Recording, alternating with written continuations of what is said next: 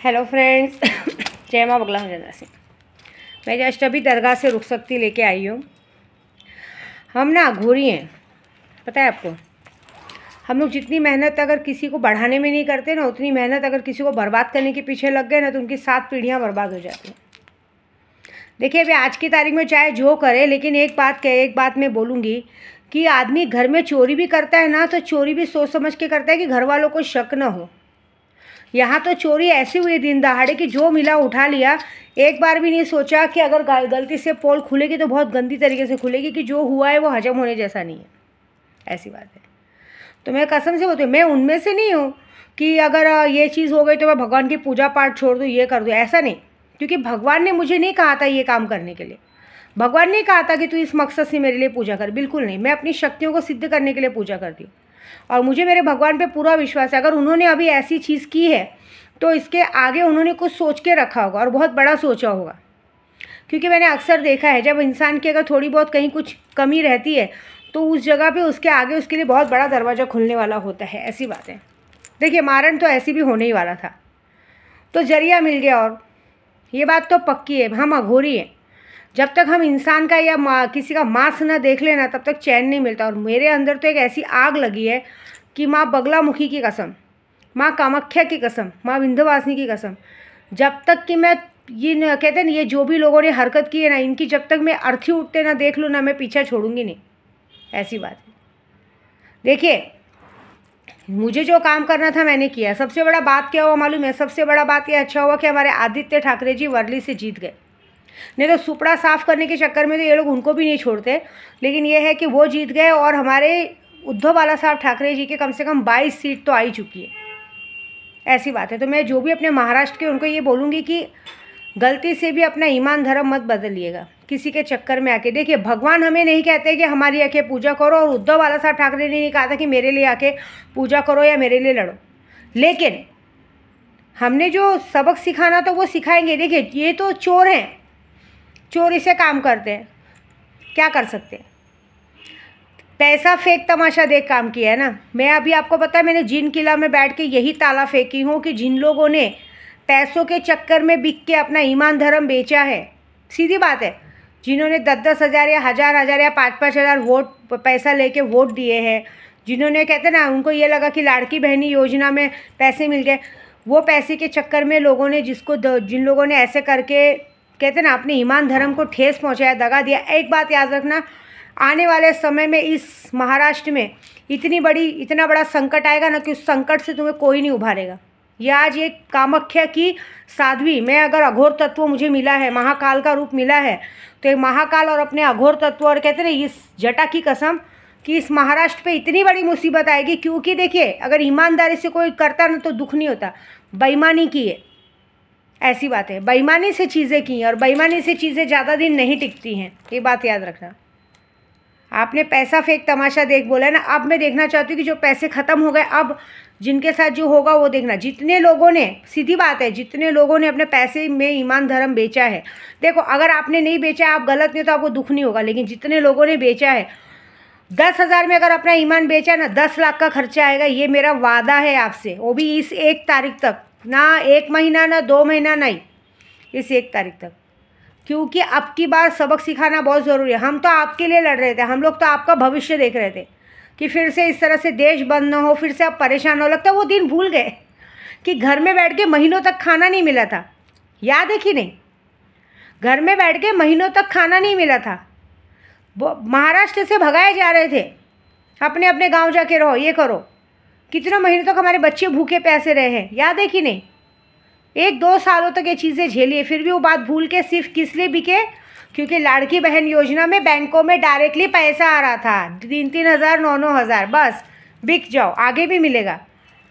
क्या कोई ज़िंदगी भर आपको पैसा देगा आपके अकाउंट में? सीधी बात पूछ रही हूँ मैं, क्या ज़िंदगी भर कोई आपके अकाउंट में पैसा देगा? उस वक्त कहाँ थे ये लोग जब हम लोग को अछूत की बीमारी लगा दी गई थी? ये था कि छूने से लोग मर जाएंगे। यहाँ पे कोरोना महाकाल में ऐसा था कि एक दूसरे को छूने से इंसान वो कर दे। मुझे पता है सब बोल रहे होंगे कि ये बहुत ज़्यादा तिल मिला रही है, सीधी बात है, तिल मिला रही। हमने मेहनत की है और मेहनत रंग लाई थी। हमारी मेहनत को चोरी की गई है। मैं क्या बोल रही हूँ, आज आपके खाते में पैसा है इसलिए आपने ऐसा किया, आगे क्या वो खाते में पैसा भेजेंगे क्या? आप ज़रा उनसे पूछो कि खाते में पैसा भेजेंगे क्या? फिर से गरीबों के झोपड़े तोड़े जाएंगे। पता है, हमने झोपड़े बचाने थे, फिर से गरीबों के झोपड़े तोड़े जाएंगे, मॉल बनेंगे। जिस तरह से अयोध्या में हुआ कि एक पूरे 40,000 झोपड़े तोड़ के वहाँ पे क्या बोलते हैं ना, लक्ष्मण जी का वन बना दिया गया। पूरा मतलब कहते हैं ना, पेड़ों को पेड़ लगा दिए गए कि पेड़ों से ऑक्सीजन आएगा। आप बताओ, जैसे अभी आपके साथ होगा। आप लोगों को छोटी छोटी चीज़ों में बिक जाते हो, लेकिन ये बात भूल जाते हो कि एक वक्त हमने देखा है कि हमारे लोग हॉस्पिटल चले गए, हॉस्पिटल के लिए पैसा नहीं था। छुआछूत की बीमारी, अगर किसी को छू दो तो कोरोना हो जाएगा, मर जाएंगे। मुझे तो नहीं हुआ भाई, मैं तो रेल रोड पे भी जाके गरीबों को खाना बांट रही थी, लोग मुझे गले लगा रहे थे। हाँ, यहाँ तक कि मेरे मिस्टर को भी कह दिया गया था कोरोना, तो भी मैंने जाके उनका हाथ पकड़ लिया था कि सारे जी नहीं सकते, मर तो सकते साथ में। हमने नहीं मास्क लगा के फ़ोन पे बातें की थी। लेकिन आप लोग वो दिन भूल गए हो। अभी वो दिन आएंगे, वो दिन आएंगे। और ये जो बात, मेरे को सबसे ज़्यादा बुरी बात क्या लगी मालूम है? अगर आप जीते तो जीते, लेकिन किसी को टोल करने का हक नहीं। आप हर बार मुस्लिम को टारगेट करते हैं। क्या मुस्लिम ने आपको वोट नहीं दिया है क्या? आप देखो, मैं हिंदू ब्राह्मण हूँ, लेकिन मुझे बुरी लगती है क्योंकि हम दरगाहों में जाते हैं, हमारी इज्जत की जाती है, पैर पड़वाया जाता है। आप हर बार उनको टारगेट करते हो कि जाते हो मुल्ले के यहाँ पे जाते हो, मज़ार पे जाते हो, कब्र पे जाते हो, और क्या क्या करते हो, ये करते हो, जाके ये किया था, वो किया था।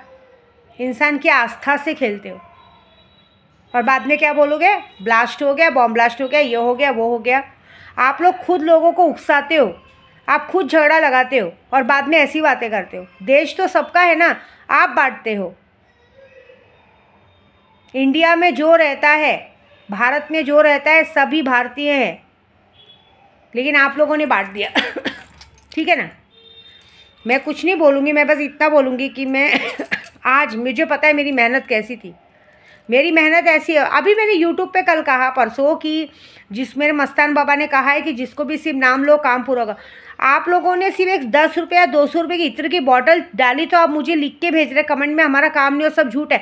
मतलब आप लोगों का 200-250 भी खर्चा करने में आप इतना रोते हो, बाप रे बाप। आपके मन की गंदगी इतनी गंदी है। भगवान परीक्षा लेते हैं, भरोसा रखना चाहिए दोस्त। आप खाना नहीं खाते हो, जो आप अनाज खा रहे हो, जो डेली की आपकी फैसिलिटी आ रही है, भगवान ही दे रहे हैं। आप उन भगवान को लांछन लगा रहे हो। हम भगवान के वकील हैं। मैं जानती हूँ ना, मैं जो भगवान को महसूस करती हूँ, मुझे पता। और मैं ये सब चीज़ों से कभी अपने भगवान को नहीं छोड़ती। उल्टा मेरे अंदर जोश और बढ़ जाता है, मेरे अंदर और ये आ जाता है कि शायद मेरी पूजा में लगता है आपको कुछ कमी लगी ना, मैं और पूजा करूँगी, मैं और आपको खुश करूँगी। देखते हो आप कब तक नहीं सुनोगे, देखते हो कब तक आपकी बेटी की आवाज़ नहीं जाएगी। और इस बेटी की आवाज़ मेरे बाबा तक जाएगी। अगर बाबा जी ने मुझे जटाएँ दी हैं, मुझे जटाएँ नहीं चाहिए थी, लेकिन मुझे जटाएँ दी है, मुझे पूजे का वो दिया है, मुझे पूजे का पावर दिया है। अगर मेरे पूजे के पावर में दम है, मेरी पढ़ाई में दम है, मैंने दिल से पढ़ाई की है, निस्वार्थ मन से पूरे महीने तक अपने परिवार को छोड़ के कहते ना मंदिर मस्जिद नंगे पैर घूमी हूँ, इस तब का फल भगवान मुझे 1 तारीख तक देंगे। हर किसी के मुंह पे कालिक पोतेंगे। और जितने लोगों ने अपना पैसे के लिए ईमान धर्म बेचा है ना, उनके घर में जिससे 10-10 हज़ार में भी ईमान धर्म भेजा है ना, 10-10 लाख रुपया खर्चा होगा। देख लेना, रहने के लिए छत नहीं रहेगी, खाने के लिए रोटी नहीं रहेगी, पीने के लिए पानी नहीं रहेगा, और अपना बोलने वाला आपको कोई नहीं रहेगा। ये एक ब्राह्मण जात की विद्या देवी का, भारद्वाज गोत्र उपन्यास्य विद्या देवी विंध्यवासिनी की बेटी माँ कामाख्या से दीक्षित तांत्रिक आपको श्राप देती है।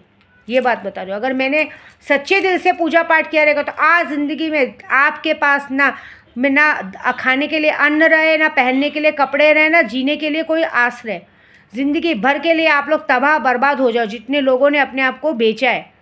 और भगवान करे आपकी ज़िंदगी में अब कोई सुख सुविधा नहीं है, ऐसे ही बिकते रहो। और आपकी ज़िंदगी में ऐसे ही बिकना पसंद है। तुम बिक ही सकते हो, तुम्हारी और कोई औकात नहीं है। इतना समझ गए, तुम जैसे लोग सिर्फ बिक सकते हो, बिकाऊ हो तुम सब लोग।